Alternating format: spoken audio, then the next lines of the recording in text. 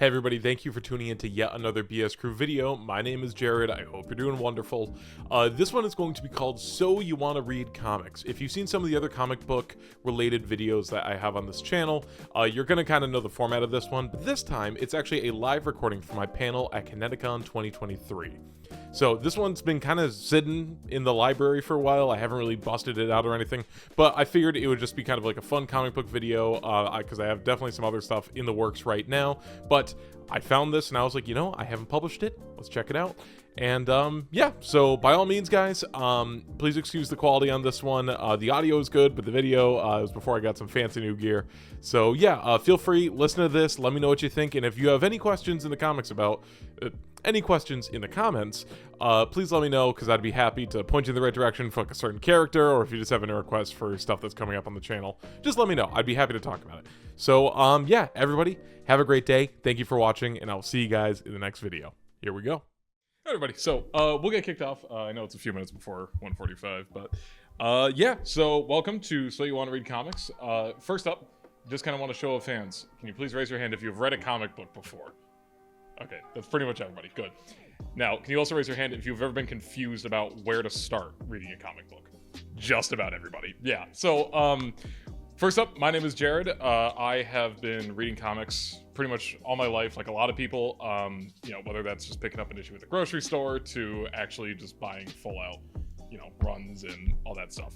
So this panel is going to be kind of showing you guys basically how you can get started collecting comics, as well as kind of breaking down the that initial entry barrier as well. So first up, kind of about me. I'm a huge comic book nerd. In my teens, I was obsessed with Batman. So I just kind of picked up random trade paperbacks. We'll get to what those are in a minute. And funny enough, during the initial COVID lockdowns, I got back into comics just, you know, because I suddenly couldn't leave the house anymore. And I pretty much binged every single issue of Amazing Spider-Man and just about every single Daredevil issue. It's fantastic. I love it. You know, Spider-Man's kind of going through it right now, but that's a whole other thing. And yeah, as you guys can see, that spiraled into me reading about 200 plus series in the past 3 years, so only mildly obsessed. And funny enough, this actually started with me to convince my friends here in the front row, so they've already kind of heard this spiel before.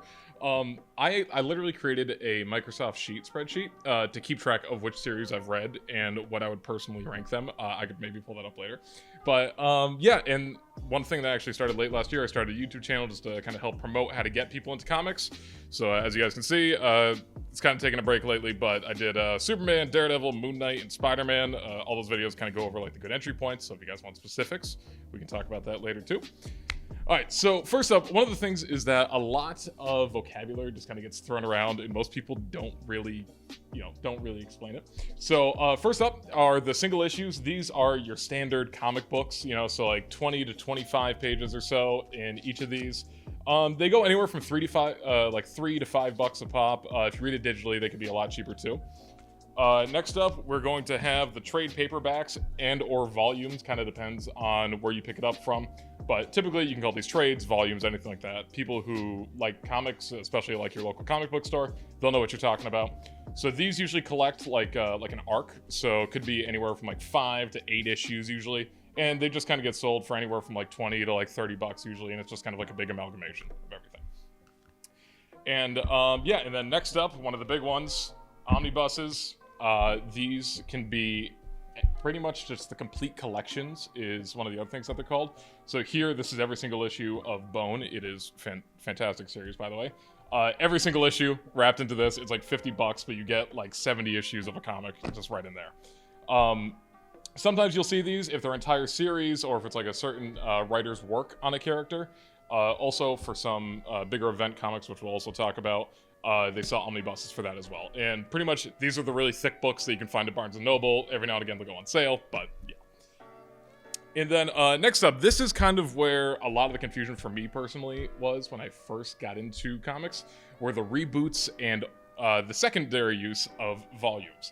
So within comics, there is specifically superhero comics with Marvel and DC.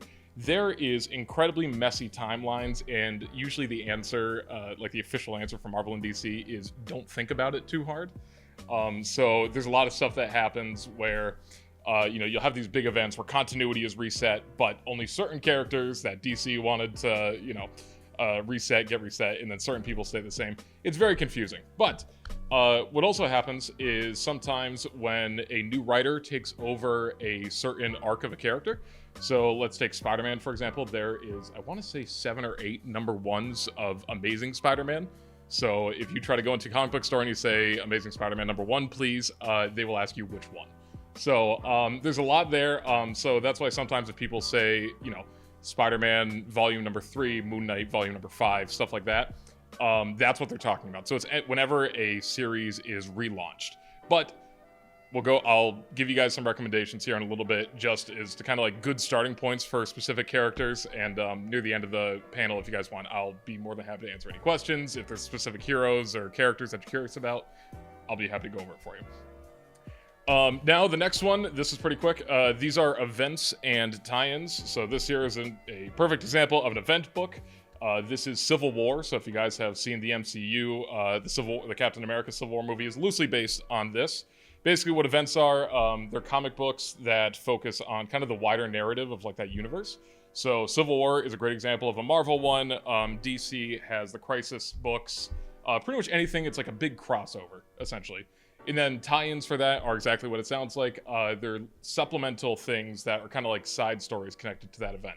So Civil War there was an entire, I want to say like 10 or 15 Spider-Man issues that are just called Spider-Man Civil War. And you could just pick those up and read those as kind of like a side story to go along with that as well. The other thing are Elseworlds and What Ifs. To be honest with you, some of the most popular comics ever created are Elseworlds. So if anybody has read or even heard of The Dark Knight Returns, which is one of the most famous Batman books ever created, that's actually an Elseworld, which that means it's not technically in a fit. So it's published by DC, but it's not in the main timeline or anything like that. So Elseworlds are generally alternate universes, and that just, to be honest with you, I really like reading a lot of these because it lets a lot of writers just kind of do what they want. So you can get some like really crazy stuff, like Superman Red Son is another good example, where what if Superman, instead of landing in Kansas, he landed in Russia and he becomes a communist Superman. It's great. So, and there's some crazy stuff like that you can see in there as well. And the last one is a pretty small bullet point here, and that is imprints. So there's certain things by Marvel, DC, Image, and then some other publishers as well. It's essentially smaller publishing companies that are inside of those existing companies.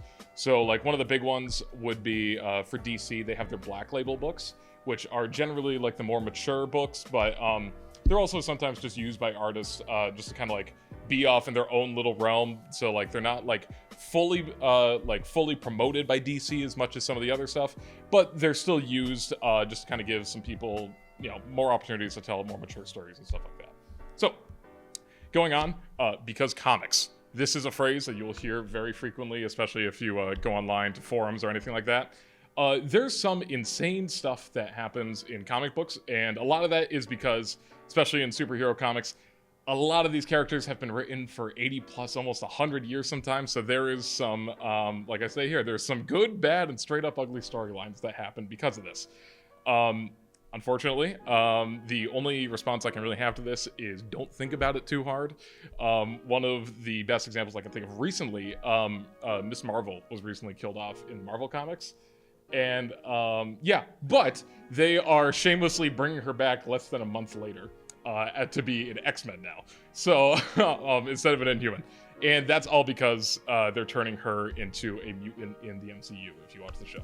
So, so there's a lot of crazy stuff like that where it's just like, why would you do that? And it's always like cross-promotion or editorial, just trying to switch things up. There's a lot of that. Some examples here. There's time-traveling Batman from the mid-2000s. That was fun. How that happened was Batman was shot with, God, I can't remember.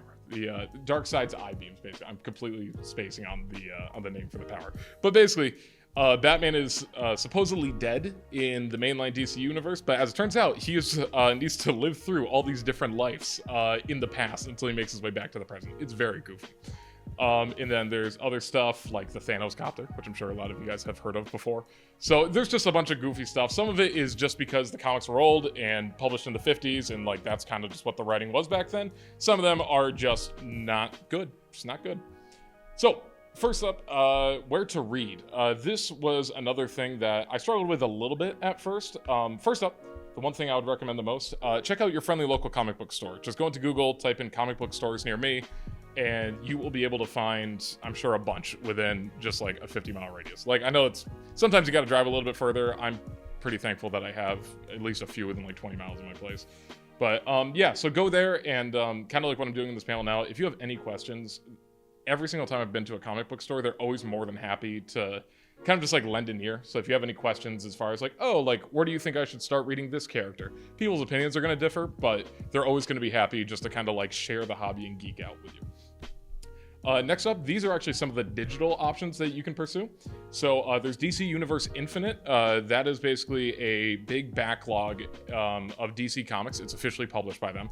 And you can just use it on an app, on your, an iPad, your phone, anything like that. They have anything Batman, Superman, Flash, pretty much anything that DC has under their umbrella. Obviously, you got to pay for a lot of this stuff. Usually, if you pay attention to like certain YouTubers and stuff like that, you'll be able to find like free trial codes for pretty much all these digital ones here. Next up is Marvel Unlimited. It's a pretty similar set here. It's a little bit cheaper than the DC one. But same thing, it's available on your computer, it's available on your app store of choice, all that stuff. And then Comixology/Amazon. If you go onto Amazon and you type in, infamous Iron Man, let's say, you go on there, you choose to buy the paperback, or what you can do is usually in the secondary option there, it'll say buy an ebook for it. Unfortunately, the price is usually the same, so I usually just prefer to have the actual book in hand physically. But if you want to do it digitally through Amazon, they probably have the biggest selection out of the three of these. And yeah, that's probably your best way to read those. Now, one thing that I don't officially condone, but I also understand that comics are very expensive, especially if you're trying to read, 800 issues of Amazing Spider-Man. You can just Google read comics online. That is the redacted answer that I'll tell you for how to get into comics. So I'm just going to move on past that. But that is read comic. You could say read Spider-Man Back in Black era, and you could do that. All right, next up, we have all of the big comic book publishers. There's definitely some I'm missing, but these are all the big ones. What's commonly referred to as the big two are Marvel and DC, of course. That's pretty much all of like the really huge superhero comics that you're familiar with. They come out of there. And then everything else is usually a little bit smaller. So there's things like Image, Dark Horse, Boom, IDW, Valiant, and all those that are up there now. A lot of these smaller ones over there, specifically Image, which I'm going to touch on in a little bit, they're creator-owned. So there's not usually a ton of like shared universes or anything like you would normally find with superhero comics, but that's where you can find some more off-genre things. You want to read a mystery, you want to read a romance, you can do anything like that. You can usually find it on any of these other publishers. So, first up, we're going to talk about Marvel for the big publishers. Their most famous titles. I'm sure most of you guys have heard of all of these. Spider-Man, the X-Men, the Avengers, and the Fantastic Four. One thing that Marvel is kind of known for is, especially in the earlier days, would be focusing on the human side of the characters. Spider-Man is probably the best example of this, where he is constantly going through personal troubles because of his life as a superhero. You see that in pretty much all superhero media, but Marvel was kind of the one that like really started that. Because honestly, if you read a lot of the Spider-Man comics from the 80s, they are pretty much just soap operas, and it's a great time. So, and then yeah, famously, Stan Lee created Spider-Man, the Fantastic Four, the X-Men, and more. One person that doesn't really get as much credit in the kind of the wider conversation, we have Jack Kirby. He created most of the cosmic side of Marvel, so anything that really takes place in space. So that's the Celestials, the character of Galactus, the Eternals, a lot of that stuff Jack Kirby had a hand in, and his visuals were just kind of next level at the time. As far as alternate like universes and stuff like that, the Ultimate Universe was created in 2001. That was kind of Marvel's answer to kind of create like a shakeup, more or less, because they said, we want to bring a lot of these characters, and how that continuity is already an issue. We want to create a brand new universe where we could just start fresh. It takes place in the 2000s and just go from there. It had mixed reviews, but if you see anything that's like Ultimate X-Men, Ultimate Spider-Man, Ultimate Fantastic Four, all of those like Ultimate books, those take place in that Ultimate Universe. That universe actually ended in 2015, but they are potentially bringing it back this summer, but that book hasn't finished coming out yet. So, the MCU is actually largely based on the Ultimate Universe, like as far as the characterization of a lot of the characters and things like S.H.I.E.L.D. being in the front of the actual movies. Like Nick Fury, if you're reading like the mainline Marvel stuff, he's not in it nearly as much as you would see in the Ultimate Universe, where he is pretty much the main, he's kind of like the main figurehead for like a lot of these big stories with like team up books and stuff like that. One thing that Marvel actually does pretty well at, there's never been any full continuity reboots, so you don't need to worry about these multiversal ending stories, and you don't need to go through like a dozen of them to figure out what's going on right now. Technically, it's all canon, it's all happened, and again, you just don't think about it too hard. The only caveat to that is Secret Wars, which came out in 2015. It's a fantastic book, probably the best event book that has ever been released. I genuinely believe that, but you need to read a bunch of other stuff to kind of get the full picture on it. But yeah, so for Secret Wars, what happened, the Ultimate Universe collides with the main line, and then they take some aspects of both, kind of smush them together, but there's nothing like really huge except for Miles Morales being part of the mainline universe after that. Then some big events that you guys have probably heard of, whether it's from existing movies, just people talking about it, or even upcoming movies. We have Secret Wars, which is the big one. Civil War, which I just had here. House of M is an X-Men-centric event. So if you ever see the, it's kind of like an iconic panel of the Scarlet Witch saying "No more mutants," that is where that's from. And then there's Avengers vs. X-Men from the mid-2000s, the Spider-Verse comics, which the movies were loosely based on. Personally, I think the movies knocked it out of the park and just made it 10 times better. And one that actually happened last year was X, which is Avengers, X-Men vs. Eternals. And that was actually a surprisingly good read. I would recommend it to anybody else who's trying to get into it. So as far as actually getting started with Marvel, if you want to know, if I go into my Barnes & Noble or my comic book shop today, what should I ask for? I would say these 5 are like a really good starting point. First up would be Fantastic Four by Jonathan Hickman. This came out in, again, I think 2007, 2008 maybe, originally. And it tells some really great stories, and it just shows you kind of like the family dynamic of the Fantastic Four. And there's a lot of time travel and space age shenanigans, which he breaks it down into just like really understandable bits, so you don't need to worry about the convoluted backstory or anything like that of like some of their villains. He just kind of starts fresh. Amazing Spider-Man by J. Michael Straczynski is another one that started in 1999 and ran until around 2007. This one takes a lot. Personally, this is my favorite Spider-Man run. You get some really cool stuff like Peter and MJ actually being together. They are married in this run, which is fantastic. And however, the only caveat here is that because of some of the editorial stuff for Spider-Man, it actually, there's some real stinkers in here as well. There's Sins Past and One More Day, if you have heard of those. Yeah, so not great. I recommend skipping over those, but everything else besides those that wasn't just editorially mandated is pretty great. And then also Daredevil by Frank Miller. This one is an absolute classic. What this was essentially Frank Miller redoing, not necessarily redoing, but he just kind of retold a lot of Daredevil's origin. So you can see things from Daredevil going from like this more like swashbuckling hero. He was kind of goofy, cracking jokes and all that, and it turns into more of like a noir. So there's like a pretty big mystery, and that actually all ends. Frank Miller's run ends with Born Again, which is supposedly the name of the new Daredevil show, so that's pretty cool. And then another one, if you're looking at more of a comedy, we have She-Hulk by Dan Slott. That came out in the early 2000s as well. Pretty much, it's almost like a slice of life, where like every issue, for the most part, is like a new case, and it's actually pretty funny. And one of kind of like a underrated book, in my opinion, is Moon Knight by Warren Ellis. It's very hard to find this one, so you would pretty much need to buy it secondhand. But the art is incredible, the action is great. As someone who didn't really care for the Moon Knight show, I would just say, just read that. Just read Moon Knight by Warren Ellis.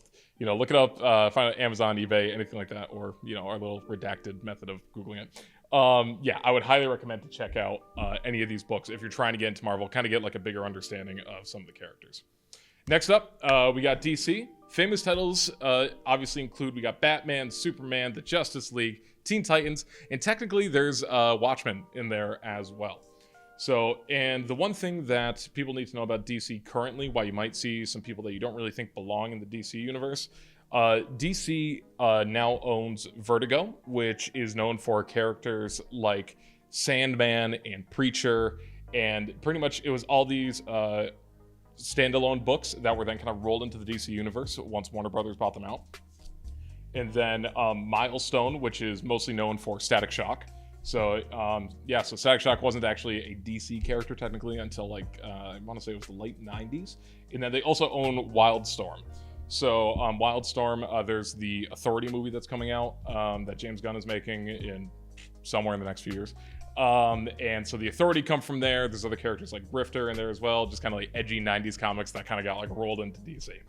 So one of the main, and this is mostly in the past like 15 years for the record, a lot of the DC heroes are kind of treated as like gods amongst men. So you see a lot of stuff with like the Zack Snyder movies and even like the comics when they all got rebooted back in 2010. You see this telling of, it's like, oh, what does it mean to be so far above these people?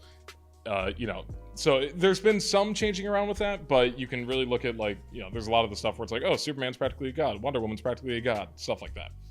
And Jack Kirby, who we already mentioned earlier, he also did some more cool cosmic stuff for DC. There is the Old and the New Gods and New Genesis. So any of like the kind of obscure cosmic stuff you might see in DC, Jack Kirby's responsible for about 90% of it. The only thing I really have against DC, against Marvel, is that they have so many reboots. They're called crisis events. In the past, I want to say 30 years, there's been like 8. I want to say 8. I don't have the tally offhand, but I think that's right. And so one of the things, because it's not affected by the reboots or anything like that, are the popular Elseworld stories. So there's the Black Label books, like I mentioned, Red Sun, which is, the communist Superman, basically, and Dark Knight Rises, which is another one. Some big events that DC is known for, there's Flashpoint. The Flash movie that just came out was like loosely based on that. Crisis on Infinite Earths, which is an incredibly popular comic. That was kind of the first like multiverse comic that like really just combined everything and made it like this huge story. The death of Superman in the 90s. Again, Superman's alive and well. Don't think about it too hard. But he died in the 90s. And then there's Final Crisis as well, which is another one of those crisis events. And Lazarus Planet, which came out earlier this year. So there's that was more of like a magic-based event. So going on to some of the getting started points for DC. These are some of my favorite books, pretty much ever, to be honest with you. Batman Year One by Frank Miller. Same guy who did Daredevil.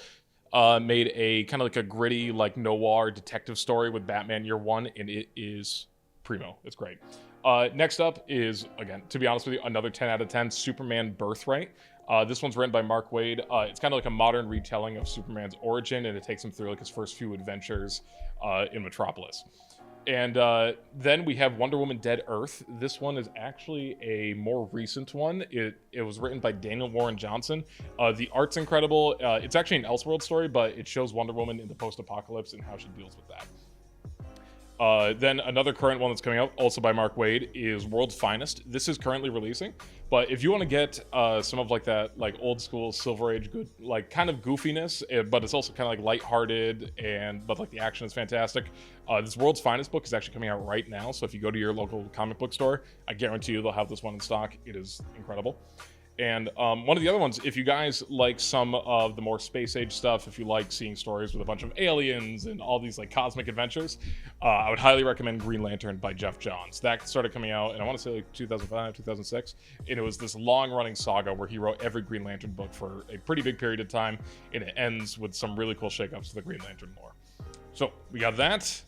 Then moving on, we got Image. This is going to be the last of like the big publishers I talk about in really in depth. But then obviously, if you guys have any questions, I'll be more than happy to answer them.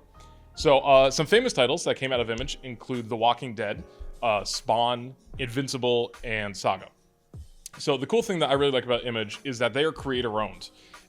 So what that means is that pretty much, let's say you're writing for Marvel and you come up with this really cool new villain. You don't own that character, Marvel does. But what happens with Image, these guys, all the authors are able to create their own worlds. They own all the characters. Image is essentially a publishing house for them. So it was initially established in the 90s when there was a ton of Marvel writers that were just kind of leaving the company, mostly due to pay and stuff like that. And Todd McFarlane, the guy who created Spawn, was one of the biggest founders and a really key player in that. Image books generally don't focus on any larger universes. There's a couple examples, but you don't need to worry about, I wonder what's going on in this book and how it affects here. You don't need to worry about that at all, because Image does anything from autobiographies to superhero books to sci-fi books, anything like that. There's very little crossover. And then, once again, many famous indies come out of here. Invincible now has its own Amazon TV show. The Walking Dead show has been going on for far too long. And yeah, and then there's also Spawn, which has seen a couple different movies and is actually one of the longest running comics right now that hasn't been reset to #1, like how we mentioned earlier. So, and then Robert Kirkman, creator of Invincible and The Walking Dead, is one of the biggest authors on Image right now. And he actually has his own imprint called Skybound. So for getting started with Image, I have some 5 recommendations. And again, these are all completely standalone. You don't need to think about any other wider universes. These are complete stories front to back. So first up is actually my favorite comic of all time. It's called Saga by Brian K. Vaughan. It's basically a family story, but in the background you have this whole intergalactic war that's going on, and it is incredible. And then there's Invincible by Robert Kirkman, which is probably the best superhero book ever made, to be honest with you. And that's because there is a very distinct beginning, middle, and end. So if you're trying to get into it for like the next season of the show or something, you can binge read it, and then nothing else is going to be coming out.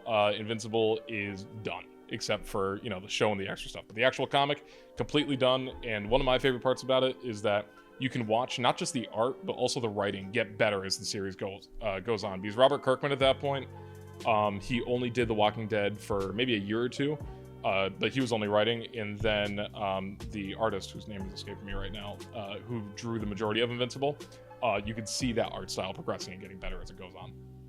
Next one actually came out last year. This is called Do a Powerbomb. So if you have any interest in wrestling at all, and to be honest with you, I don't really until I read this book. But if you have any interest in wrestling whatsoever, I would highly recommend checking out Do a Powerbomb, because it essentially is the daughter and a father who are like a wrestling duo go to the underworld for a wrestling tournament to save the soul of the daughter, his wife, her mother. And it's incredible. It pulls at the heartstrings, kind of surprisingly. Next up is Ultra Mega by James Herron. This one is a good old-fashioned robots versus monsters comic. It's currently on a hiatus, but the first arc wrapped up, I want to say, in about 2020 or 2021. And yeah, so the action is great. Some of the world building is really cool. I can't wait for that to be continued. And the last one also came out fairly recently. It's called It's Lonely at the Center of the Earth by Zoe Thorogood. It is an autobio that she wrote and drew herself. And it's same. I don't want to spoil anything, but again, it pulls on your heartstrings. It's just kind of her telling the story of her kind of having like imposter syndrome and like getting into the comics industry and stuff like that. It's great. Now, next up, here's a smattering of other recommendations from some other publishers that I really like. We have Boom Studios, Dark Horse Comics, and IDW. Boom Studios is pretty similar to Image, except Boom actually will do some licensed stuff. So they actually do all the Power Rangers comics that have been coming out for the past few years, and they are surprisingly good. Like, actually really good. There's like 150 issues of them now. And then we also have Something is Killing the Children, which is a cool like horror and action comic that's coming out. Next up on Dark Horse, Hellboy and The Umbrella Academy are 2 pretty popular ones that come out of there. And then Dark Horse also does some licensed stuff as well. So if you like the Critical Role podcast, if you like the D&D stuff that they put out, they have a comic series about Vox Machina right now. And also if you like Avatar, The Legend of Korra, Dark Horse also puts out those comics as well. And IDW, I don't think they really do any like original creator-owned work, but they do have some of the larger IPs. So you got Transformers, you have TMNT, The Last Ronin, and the Sonic the Hedgehog series. So if you like Sonic, all of his comics are pretty much on IDW. Now, these are also just like some other random recommendations that I have that you maybe have heard of. If not, that's cool too. Scott Pilgrim vs. the World. The movie's great. I promise you the comic is just as good, if not better. It is a classic. Next up is actually the complete collection that I have here. We have Bone by Jeff Smith. It's kind of the thing I really like about Bone is that you can actually see I really like the contrast of like these kind of cartoony characters that are called the Bones, so he's in the bottom left-hand corner there. And then they're contrasted with this dark like swarm of locusts that's coming to the village that they're trapped in. It's pretty great.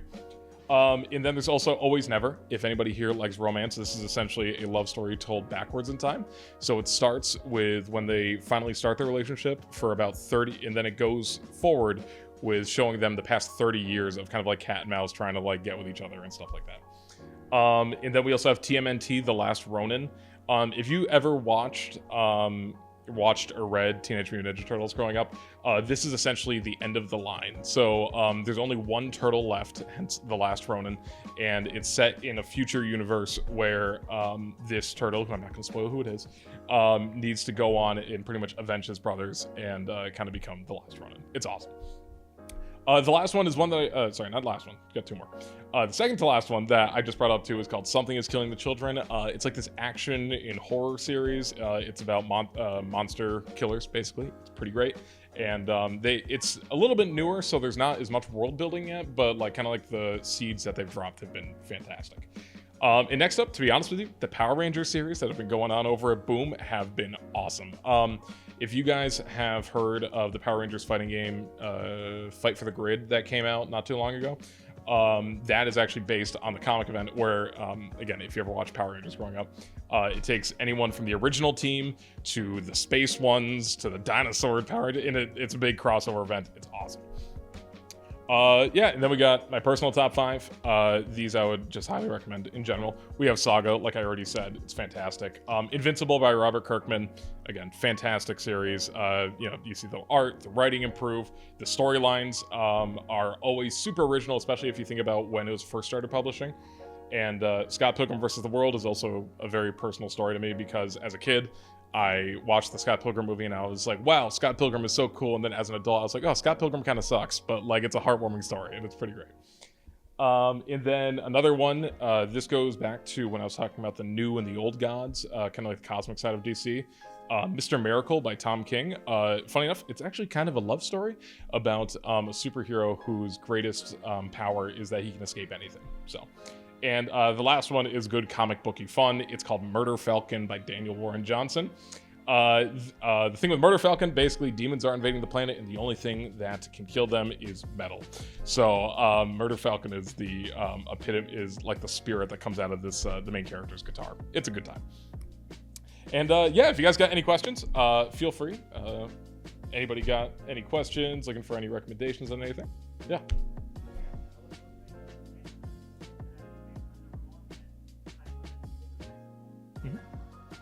Yeah, honestly, if you want like classic X-Men, you want them living in the mansion, you want the original adventures, I would highly recommend Giant Size X-Men. Oh, you did start there. Okay, all right, perfect. Yeah, so one thing that I'm trying to think back of, on like my X-Men lore right now. So specifically, if you're in that era of, like House of M and like Avengers vs. X-Men and stuff like that, I think it was, I can't remember, it was either Avengers or New Avengers around the mid 2000s. It was when Wolverine was part of that lineup. They do cover some of that in there, so it's like Spider-Man, Wolverine, Iron Man, Captain America is on that Avengers team. I would highly recommend checking that out because they do answer some of that and kind of like how like Wolverine like plays that part of the X-Men. If I can give you some supplemental reading on that as well. A lot of the stuff that Jonathan Hickman did back in 2018 with the X-Men, so there's so House of, I know, it's so much. X-Men is one of those ones that honestly, even though I've read a solid chunk of it, there's so much. There's like right now there is, I want to say 7 ongoing X-Men books. Like it's kind of insane. But if you go to House of X and Powers of X, when you get there, you're like the next like 2 or 3 years of comics are straight gold. I promise. Huh.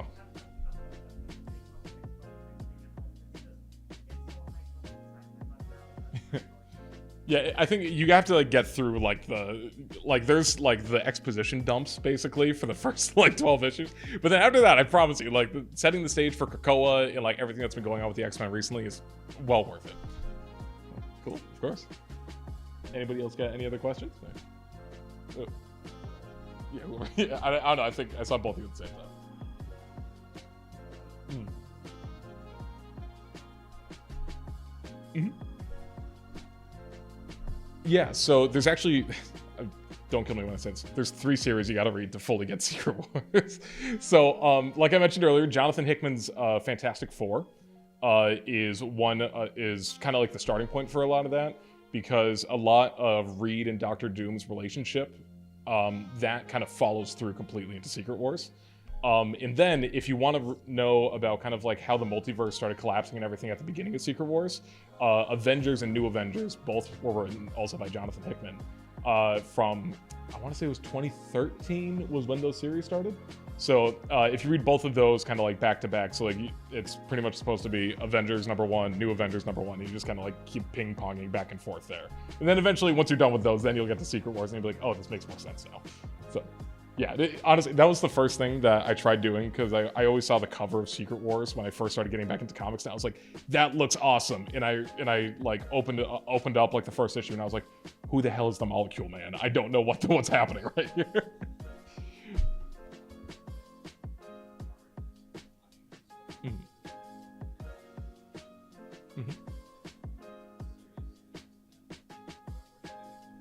So first up, Watchmen is incredible, so good choice. Probably the next one, and I'm trying to think about like when I was like a teenager first getting into comics, the Sandman by Neil Gaiman was also, it deals with some like heavier themes as well. It's not, it's not like just a dark superhero book or anything. It's more about, how like death and all these other things kind of affect humans, but like that's also like a classic comic book. Oh yeah. And then, honestly, if you kind of like the darker themes, like the Black Label stuff from DC, they're starting to shy away a little bit from just making it Batman Elseworlds, but they do have some like really cool stuff there. So the White Knight series is like an alternate take on like a future Batman that I really like, and it deals with some heavier stuff, like how like Harley was affected by the Joker and all this other stuff. So, sure.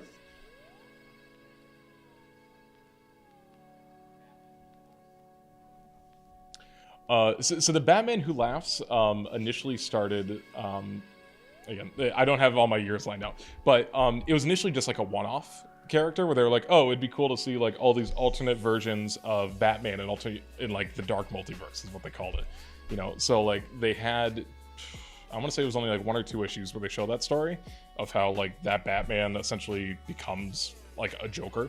I think he was really cool at the start. Have you heard people talk about like metal and death metal? Okay, so the Batman Who Laughs, if you're trying to get into the character, he is the big bad of not 1 but 2 multiversal reboots. So what you should probably do if you do want to read more about him is just look up, I think they were just called Dark Knights of Metal, and then it's like Dark Knights of Metal, Batman Who Laughs, right? I think that's correct. And then after that, they have the Justice League by Scott Snyder that goes into metal and death metal.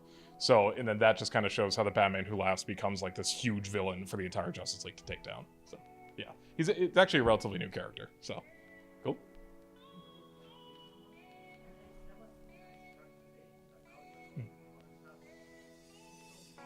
Yeah, specifically, going back to what we were talking about before, specifically where you are, this is where people think Cyclops became like this like mean jerk who leads the X-Men.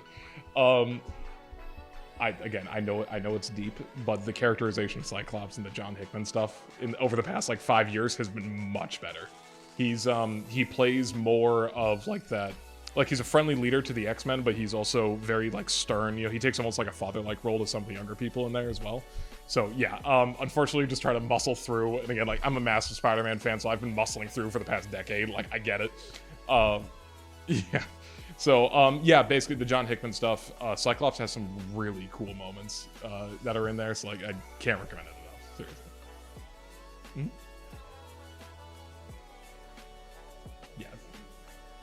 Yeah. I would actually recommend Doom Patrol by Gerard Way. Yeah, that's so if you kind of like the funky kind of kind of like funky superhero, kind of like not Fantastic Four family, but like messed up family stuff.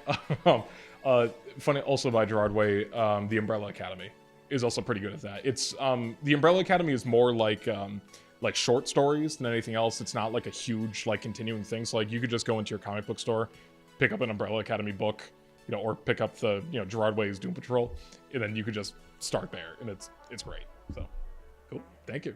Yeah. All right. You got anybody else or? Okay, everybody. Well, everybody, thank you so very much for coming out. I greatly appreciate it. And yeah, just what's that? Oh, yeah. So it's at the BS Crew. So I've done.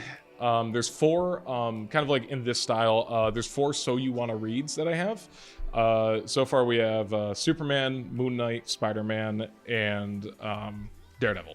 Everybody, thank you so very much. Have a fantastic rest of Connecticon.